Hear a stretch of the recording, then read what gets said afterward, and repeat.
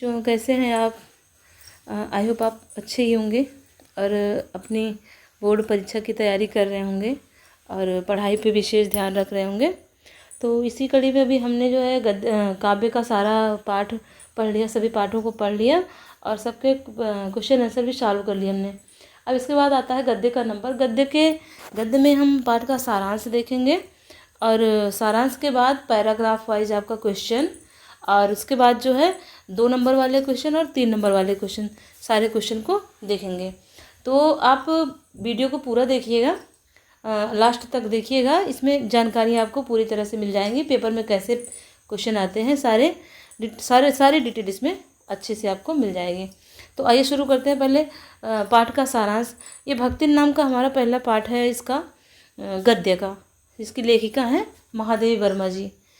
तो अब इस पाठ का हम सारांश देख लेते हैं।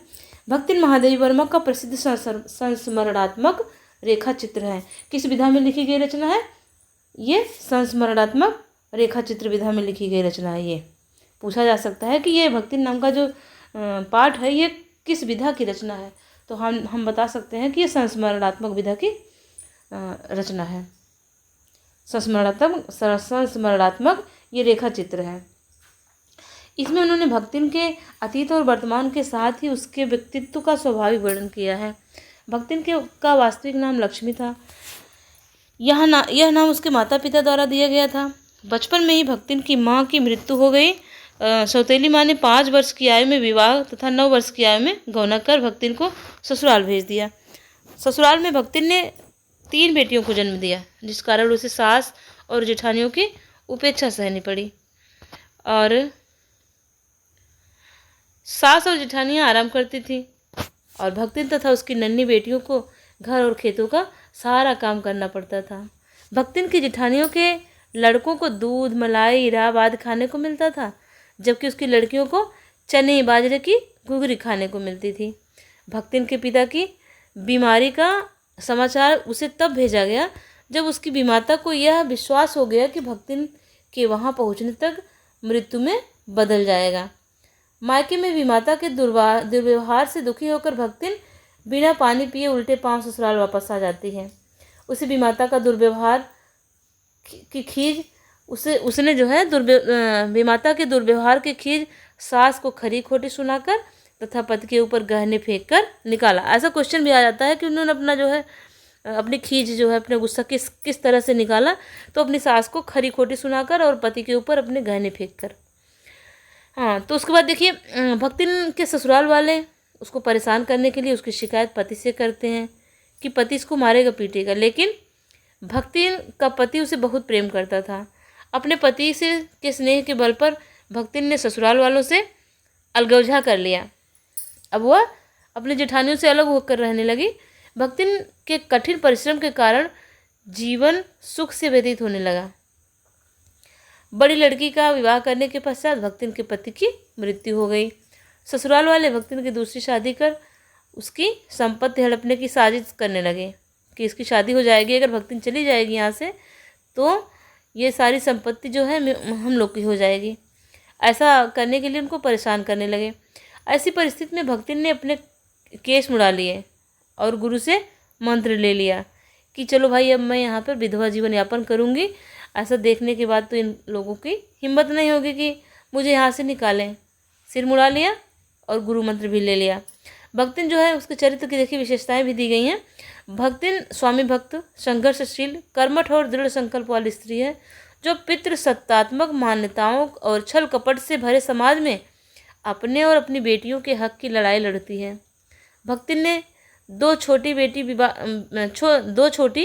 बेटियों का विवाह कर उसे ससुराल विदा कर दिया और घर गृहस्थी संभालने के लिए अपनी बड़ी बेटी और दामाद को बुला लिया। पर दुर्भाग्य ने यहाँ भी भक्तिन का पीछा नहीं छोड़ा। अचानक ही उसके दामाद की भी मृत्यु हो गई। भक्तिन का बड़ा जिठौता साजिश कर भक्तिन की विधवा बेटी का विवाह जबरदस्ती अपने तीतरबाज साले से करवाने का प्रयास करने लगा। एक दिन लड़की को अकेला देखकर युवक घर में घुस गया और भक्तिन के जिठौते बाहर से कुंडी लगाकर गांव वालों को पंचायत के लिए बुलाने चले गए। बाहर निकलने पर लड़के के चेहरे को देखकर निर्णय करना मुश्किल था कि लड़की ने उसे घर बुलाया था, क्योंकि उसके चेहरे पर छपे पंजे के निशान कुछ और ही कहानी कह रहे थे। उसने कहा था उसके जेठोते जो थे, जेठ लोग, वो बता रहे थे कि ये इन लोग की हरकत जो है सही नहीं है, इन लोग की शादी करने दीजिए। लेकिन जो वहाँ से वो जो तीतरबाज उनका जो साला था, वो जब बाहर निकला तो कुछ और ही दिखाई दे रहा था, क्योंकि उसके चेहरे पर पंजे के निशान थे। लड़की ने उसको मारा होगा भीतर में। अब देखिए उनके जो है उसके चेहरे पर छपे पंजे के निशान कुछ और ही कहानी कह रहे थे। फिर भी पंचायत द्वारा जबरन उन्हें पति पत्नी के रूप में रहने का फैसला सुनाया गया। यह फैसला किसी तरह सुखकर नहीं रहा। दोनों माँ बेटी का मन घर गृहस्थी से उचट गया। निर्धनता आ गई। लगान न चुका पाने के कारण जमींदार ने भक्तिन को दिन भर धूप में खड़ा रखा। इसी अपमान से अपमानित होकर भक्तिन पैसा कमाने के लिए गांव छोड़कर शहर आ जाती है और जीवन के अंतिम परिच्छेद में महादेवी की सेविका बन जाती है। भक्तिन के मन में महादेवी के प्रति बहुत आदर था, समर्पण था और अभिभावक के समान अधिकार भाव भी था। वह छाया के समान महादेवी का साथ देती रहती थी और रात रात भर जाग कर चित्रकारी और लेखन जैसे कार्य में व्यस्त अपनी मालकिन की सेवा का अवसर ढूंढ लेती थी। महादेवी भक्तिन को नहीं बदल पाई, पर भक्तिन ने महादेवी को बदल दिया। भक्तिन के हाथ का मोटा देहाती खाना खाते खाते महादेवी का स्वाद बदल गया। भक्तिन ने महादेवी को देहात के किस्से, कहानियाँ, किंवदंतियाँ कंठस्थ करा दी। भक्तिन के दुर्गुणों का अभाव नहीं था। भक्तिन में दुर्गुणों का अभाव नहीं था। वह इधर उधर पड़े पैसों को किसी मटकी में छुपा कर रख देती और महादेवी को खुश करने के लिए यह बात को घुमा फिरा कर कहती थी। सेवा भाव में वह हनुमान के समान थी। अपनी बात को सही सिद्ध करने के लिए तर्क दिया करती थी। युद्ध के समय जब बेटी दामाद उसे लेने आए तो वह लेखिका को छोड़कर जाने से मना कर देती है। स्वभाव में महाकंजूस होने पर भी भक्तिन पाई पाई जुटाकर जोड़ी हुई 105 रुपयों की राशि को सहर्ष महादेवी को समर्पित कर देती है। जेल के नाम से थरथर कांपने वाली भक्तिन अपनी मालकिन के साथ जेल जाने के लिए बड़े लाट साहब तक लड़ने को भी तैयार हो जाती है। भक्तिन स्वामी से सेवक के अलग होने को सबसे बड़ा अन्याय मानती है। भक्तिन जो है सेवक को स्वामी से अलग होना ये सबसे बड़ा अन्याय मानती है। महादेवी भक्तिन के जीवन का अंतिम परिच्छेद पूरा कर उसे खोना नहीं चाहती हैं। ये था आपका सारांश। पाठ का सारांश था, भक्तिन के बारे में था कि भक्तिन कैसी थी, भक्तिन की का जीवन जो है शुरुआत में कैसे बीता, बहुत संकट और गरीबी में बीता। इसके बाद जो है यहाँ पे जब आती हैं महादेवी के साथ तो यहाँ पे ठीक ठाक था। जब भी उनके लिखने पढ़ने का टाइम होता तो महादेवी वहाँ बैठी मिलती उनको। महादेवी के पास ही वो महादेवी बैठी नहीं मिलती, महादेवी के पास वो बैठी मिलती थी उनकी सेवा के लिए। जब तक इनका कार्य नहीं पूरा हो जाता, लेखन नहीं कर लेती हैं या और कोई भी कार्य करती थी तो उनके साथ साथ ही वो लगी रहती थी और सबकी हेड बन गई थी। वहाँ पे रहने वाले बहुत लोग थे ना, तो वहाँ रहने वाले लोगों के साथ ये घुल मिल गई थी और सबको आदेश दिया करती थी। भक्तिन जो है मेन हो गई थी। तो इनका भक्तिन का नाम, ये भक्तिन वाला नाम जो था, लक्ष्मी नाम तो उनके माता पिता ने दिया था और भक्तिन नाम ये महादेवी वर्मा के द्वारा दिया गया। अब देखिए इसमें जो है गद्यांश पर आधारित बहुविकल्पीय प्रश्न। तो एक गद्यांश देख लेते हैं, उसके प्रश्न भी देख लेते हैं। तो गद्यांश देखिए, भक्तिन का दुर्भाग्य भी उससे कम हठी नहीं था। भक्तिन का दुर्भाग्य भी उससे कम हठी नहीं था। इसी से किशोरी से युवती होते ही बड़ी लड़की भी विधवा हो गई। भैयहू से पार न पा सकने वाले जेठों और काकी को परास्त करने के लिए कटिबद्ध जिठौतों ने आशा की एक किरण देख पाई। विधवा बहन के गठबंधन के लिए बड़ा जिठौत अपने तीतर लड़ाने वाले साले को बुला लाया, क्योंकि उसका विवाह हो जाने पर सब कुछ उन्हीं का अधिकार में रहता। भक्तिन की लड़की भी माँ से कम समझदार नहीं थी, इसी वजह से उसने वर को नापसंद कर दिया। बाहर के बहनोई का आना चचेरे भाइयों के लिए सुविधाजनक नहीं था, अतः प्रस्ताव जहाँ का तहाँ रह गया। तब ये दोनों माँ बेटी मन लगाकर अपनी संपत्ति की देखभाल करने लगी और मान न मान मैं तेरा मेहमान की कहावत चरितार्थ करने वाले वर के समर्थक उसे किसी न किसी प्रकार पति की पदवी पर परिभाषित करने का उपाय सोचने लगे। अब देखिए इसमें कौन कौन से क्वेश्चन बनते हैं देख लेते हैं। गद्यांश के आधार पर भक्तिन का दुर्भाग्य किसे कहा गया है? उसके पति का असमय मर जाना, उसके द्वारा 3 कन्याओं को जन्म दिया जाना, उसकी बेटी का असमय विधवा हो जाना, या फिर उसके पिता की मृत्यु हो जाना। कौन सा ऑप्शन सही है? ये खा वाला ऑप्शन आपका सही है। उसकी बेटी का असमय विधवा हो जाना, ऑप्शन नंबर ख आपका ये सही हो जाता है, ये वाला ऑप्शन। इसके बाद अगला देखिए, कथन। भक्तिन का जिठौत अपने साले की चचेरी बहन का विवाह करवाना चाहता था। सही है। और चचेरी बहन को वैधव्य के दुख से बचाने के लिए। अब देखिए कौन सा कथन सही है, कौन सा गलत है। वो वैधव्य से बचाना तो नहीं चाह रहा था ना, शादी करवाना चाह रहा था, लेकिन वैधव्य से बचाने के लिए नहीं। देखिए, कथन और कारण दोनों सही हैं, कथन और तर्क दोनों गलत हैं, या फिर कथन सही है और तर्क गलत है। कथन गलत है और तर्क सही है। देखिए इसमें क्या है, कथन तो सही है, ये तर्क आपका गलत है। तो कथन सही और तर्क गलत, ऑप्शन नंबर ग इसका सही हो जाएगा। भक्तिन के जेठों और जेठौतों को भक्तिन के दामाद की मरने पर आशा की कौन सी किरण दिखाई दी? भक्तिन के जेठों और जेठौतों को भक्तिन के दामाद के मरने पर आशा की कौन सी किरण दिखाई दी? देखिए क्या दिखाई दी उनको, अपनी पसंद के वर से चचेरी बहन का विवाह करने की? बिल्कुल नहीं। भक्तिन का आत्मसम्मान नष्ट कर उसकी संपत्ति हड़पने की? जी। भक्तिन और उसकी बेटियों पर अपना हक जमाने की? भक्तिन और उसकी बेटियों पर उपकार करने की? देखिए ये जो है पहला आपका गलत है, और ये दो नीचे वाले ग और घा भी गलत हैं। तो क्या था, भक्तिन का आत्मसम्मान नष्ट करके उसकी संपत्ति को हड़पने की योजना बना रहे थे। ये इसका ऑप्शन नंबर ख सही हो जाएगा। तीसरा देखिए, भक्तिन की लड़की द्वारा चचेरे भाइयों को पसंद के वर से विवाह नहीं करने पर उसे क्या किया? उसके पुनर्विवाह का विचार त्याग दिया, उसके लिए दूसरे वर की तलाश की, उसे घर से भागने के लिए कहने लगे, या फिर अपनी पसंद का वर उस पर थोपने का उपाय सोचने लगे। ऑप्शन नंबर घ इसका सही हो जाएगा। अपनी पसंद का ही अपना जो वो साला था उसका, उसी को बुला करके उससे शादी करने के लिए उसको तैयार करने लगे। पांचवा क्वेश्चन देखिए, जेठ और जेठौतों, भक्तिन के जेठ और जेठौते किस बात के लिए दृढ़ संकल्प थे?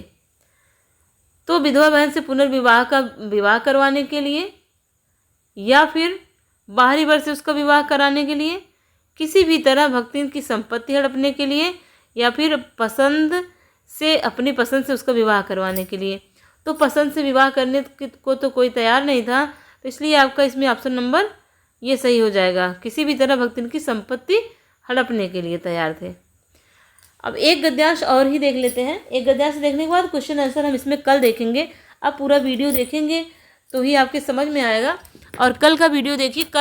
कल जो है इसका प्रश्नोत्तर रहेगा, जो 2 नंबर के आते हैं प्रश्न, 3 नंबर के आते हैं, वो सारे क्वेश्चन जो 10, 15, 20 बनेंगे, सारे क्वेश्चन उसमें कराए जाएंगे। क्योंकि अगर इसमें बनाते हैं तो ये वीडियो बहुत लंबा हो जाएगा, तो ज़्यादा बड़ा वीडियो नहीं बनाना चाह रहे हैं। तो एक जो है गद्यांश और देख लेते हैं, और इससे संबंधित 5 प्रश्न और देख लेते हैं। तो आइए देखते हैं दूसरा।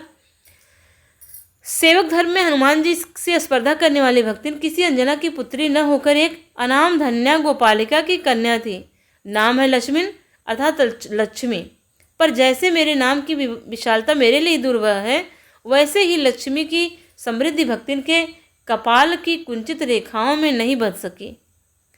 ये महादेवी कह रही हैं, महादेवी ने लिखा है ना, तो अपने लिए लिख रही हैं कि जैसे मेरे नाम की विशालता मेरे लिए दुर्लभ है, वैसे ही लक्ष्मी की समृद्धि भक्ति के कपाल की कुंचित रेखाओं में बध नहीं सकी। वैसे तो जीवन में प्रायः सभी को अपने अपने नाम का विरोधाभास लेकर जीना पड़ता है, पर भक्तिन बहुत समझदार है, क्योंकि वह अपना समृद्ध सूचक नाम किसी को बताती नहीं है। केवल जब नौकरी की खोज में आई थी तब ईमानदारी का परिचय देने के लिए उसने शेष इतिवृत्ति के साथ यह भी बता दिया, पर इस पर प्रार्थना के साथ कि मैं कभी इस नाम का उपयोग न करूं। उपनाम रखने की प्रतिभा होती तो मैं सबसे पहले उसका प्रयोग अपने ऊपर करती। इस तथ्य को देहातिन क्या जाने। इसी से जब मैंने कंठीमाला देखकर उसका नया नामकरण किया, तब वह भक्तिन जैसे कवित्वहीन नाम को पाकर गदगद हो गई। उसका नाम भक्तिन उन्होंने रख दिया। उसने बताया था, कहा था कि मेरा नाम जो है लक्ष्मी है, लेकिन मुझे इस नाम से न बुलाया जाए क्योंकि मैं इस नाम से बहुत दुखी हो चुकी हूँ। तो उन्होंने अब कह रही, अगर नाम बदलने की शक्ति मुझ में होती तो सबसे पहले मैं अपना नाम बदलती, लेकिन उनकी वेशभूषा को देख करके उनको लगा कि इसका नाम तो भक्तिन हो जाना चाहिए। और कंठीमाला सब धारण की थी, सिर जो है मुड़ाए हुए थी। उनको देख करके उन्होंने उसका नाम रख दिया भक्तिन। और उस भक्तिन का नाम पा करके भी वह बहुत खुश हुए। अब इसका क्वेश्चन देखिए, लेखिका ने भक्तिन नाम को कवित्वहीन क्यों कहा है? भक्तिन नाम कविता का प्रतीक है, या फिर भक्तिन सादगी व सरलता का बोध कराता है? भक्तिन आपसी प्रेम का प्रतीक है, या फिर इनमें से कोई नहीं? तो ऑप्शन नंबर ख इसका है, भक्तिन सादगी व सरलता का बोध कराता है। दूसरा देखिए, भक्तिन की सेवा भाव की तुलना की गई है अंजना के पुत्र से, अंजना से, या लक्ष्मी से, या फिर इनमें से किसी से नहीं। तो अंजना के पुत्र हनुमान से की गई है। लेखिका ने अपने नाम को दुर्वह क्यों कहा है? लेखिका के पास धन संपत्ति नहीं थी। लेखिका अपने को नाम से भी बड़ा मानती है।